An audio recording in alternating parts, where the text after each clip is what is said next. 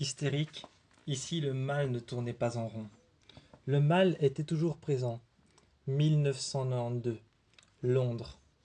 Une vieille maison abandonnée, près d'une vieille chaumière. Cette vieille maison était celle d'un prêtre, autrefois appelé le prêtre, autrefois appelé Père Karl. Mort aujourd'hui, dans sa maison réside une légende dont personne n'a jamais osé franchir ne serait-ce qu'une marche. J'étais en train de marcher seul dans la forêt, me donnant l'impression d'être observé. J'étais en train de marcher et d'avancer. Je regardais les arbres qui m'enfermaient tels les barreaux d'une prison. Avec ma lanterne, je me disais « Par pitié, éclaire-moi, éclaire-moi par pitié ». Je récitais la Sainte Bible en avançant, le livre saint dans la main, la lanterne dans l'autre, et je marchais, sentant les feuilles mortes se broyer sous mes pieds, et sous le poids de mon corps, j'avançais, cherchant désespérément à trouver la sortie, cherchant désespérément, après des années et des années, à être passé dans cette maison. Je cherchais une sortie qui pouvait m'être utile, mais la maison ne me laissait pas partir. À chaque fois que j'essayais de partir, je partais par les bois. Et si je partais par la vieille chaumière, je me retrouvais finalement enfermé dans une boucle sans fin à l'intérieur de ce vieux village. Je passais par devant la maison, sur le côté, ou la maison tout au bout du carrefour. Tout au bout du carrefour, là où il y a 4 voies, qu'ils se croisent, l'une passe sur l'autre. Et je regarde les voitures. J'essaye de faire de l'autostop, mais la même voiture noire s'arrête. Le chauffeur, sympathique, il me regarde. Avec un sourire aimant, il me demande « Où est-ce que vous voulez aller ?» Et ensuite il dit « Pour 20$. » Je lui donne 20$, même plus, et il m'emmène là où j'avais envie d'aller. Mais je ne lui dis pas une destination exacte. Je lui dis juste le plus loin possible d'ici. Je sors, je lui dis merci.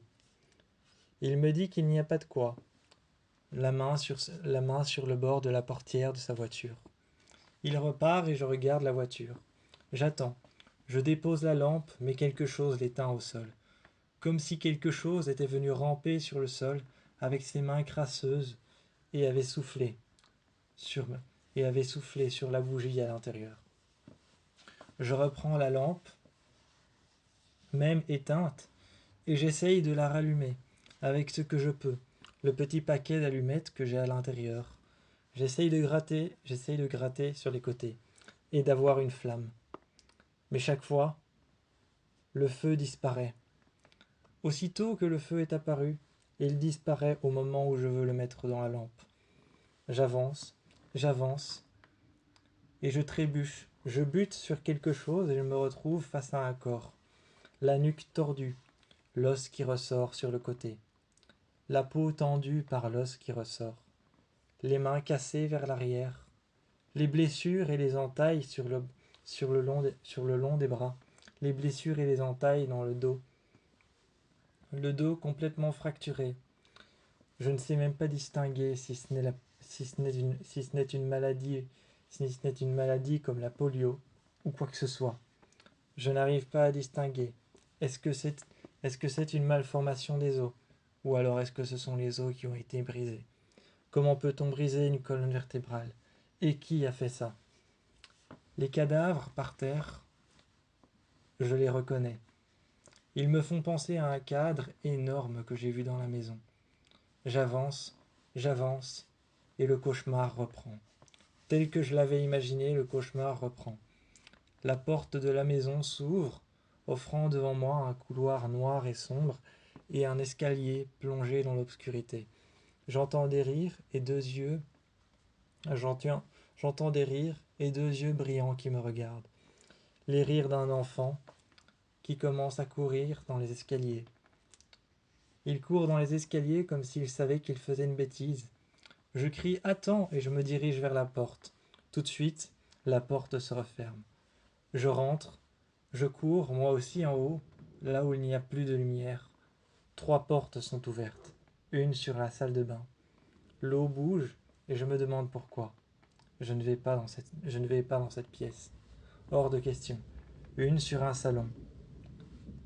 Les fauteuils sont contre le mur, éparpillés comme pour laisser de la place au milieu. Je ne vais pas, je ne vais pas dans celle-là non plus. Une autre avec un lit, une chambre. Le lit est fait, soigneusement fait, beaucoup trop soigneux. Donc je ne vais pas non plus dans celle-là. Je continue mon chemin et j'aperçois une autre chambre.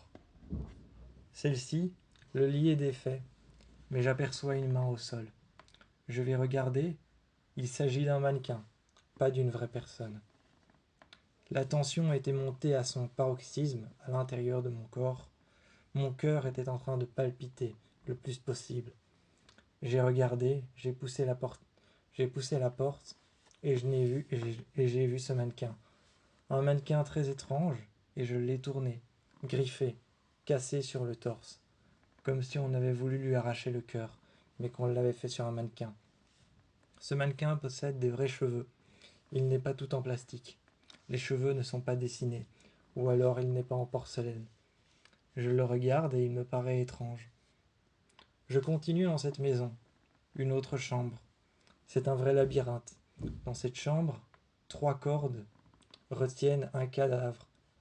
3 cordes retiennent un cadavre, le cadavre d'un prêtre. On dirait qu'on a essayé de le libérer, qu'on a essayé de le laisser partir, de défaire les cordes, qu'on a essayé de le sauver, qu'on a essayé de le retirer de là. Il était accroché, certainement par 4 cordes.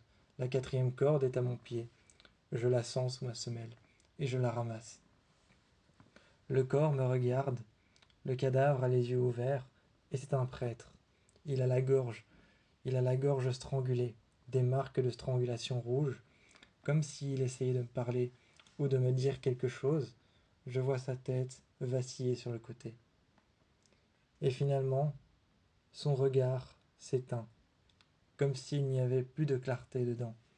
Avant, il était un petit peu pâle, juste comme un cadavre qui venait de mourir, mais là, son regard s'est éteint, plus aucune lumière. Je lui ferme les yeux et je lui dis de reposer en paix. Je récite un verset de la Bible pour qu'il s'en aille au paradis, malgré que cet endroit soit une vraie chambre de l'enfer. Et je continue ma tracée dans cette maison. J'essaye en vain de m'en aller, mais j'essaye de découvrir son secret. Car je pense que si je perce le secret de cette maison, ce qu'elle fait, pourquoi elle le fait, et quelles sont ses intentions, je pourrai enfin m'en aller de cette spirale infernale qui me retient à l'intérieur.